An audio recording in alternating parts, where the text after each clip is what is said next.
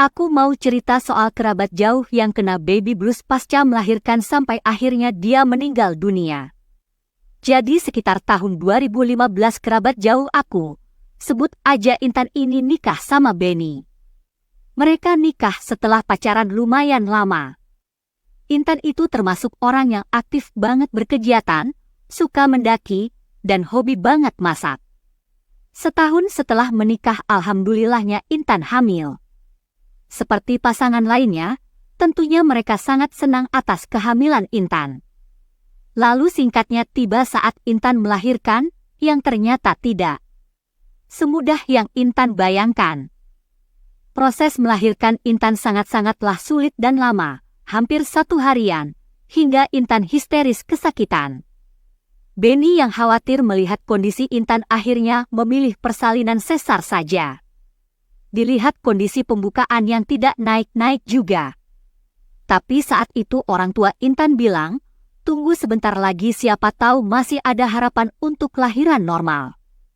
Ternyata beberapa jam Intan masih sama, dan akhirnya pun dioperasi sesar. Alhamdulillah lahir anak laki-laki yang sehat. Benny begitu bahagia sekaligus terharu melihat perjuangan istrinya. Setelah Intan sadar dari obat bius pasca operasi, Intan ini jadi lebih diam. Tatapannya lebih kosong sekarang. Tapi saat itu pihak keluarga hanya berpikir Intan masih kelelahan. Hingga tiba saat anaknya dia bawa Benny untuk menghampiri Intan. Tiba-tiba Intan menjerit menangis. Intan meraung-raung sampai dokter memberi penenang. Benny kaget dengan respon Intan. Cuma saat itu keluarga masih mikir kalau Intan ini kecapean. Benny pelan-pelan coba ajak ngobrol Intan. Tapi tetap Intan cuma diem. Benny pun coba bilang, sayang, mau coba menyusui anak kita? Siapa tahu setelah itu kamu ngerasa baikan. Benny pun coba memberikan anaknya pelan-pelan ke Intan dan Intan cuma bilang, gak mau, kasih susu lain aja, aku gak mau. Seminggu kemudian Intan pulang ke rumah, anaknya akhirnya diberikan susu formula. Orang tua Intan yang masih kolot, mikir kalau ada yang iseng sama Intan. Orang tua Intan memanggil orang pintar untuk menyembuhkan Intan. Memanggil ustadz juga. Tapi nihil, Intan masih suka histeris tiba-tiba. Apalagi di saat anaknya menangis. Intan selalu teriak, bawa jauh-jauh, atau enggak, aku tutup mukanya pakai bantal. Suaminya yang khawatir saat itu berniat membawa Intan ke psikiater, hanya saja orang tua Intan tidak mengizinkan, alasannya karena buang-buang uang dan berpikir Intan bukan orang gila, mindset orang tua Intan masih kolot. Soalnya, makin hari Intan makin kosong tatapannya, bahkan untuk makan pun tidak mau.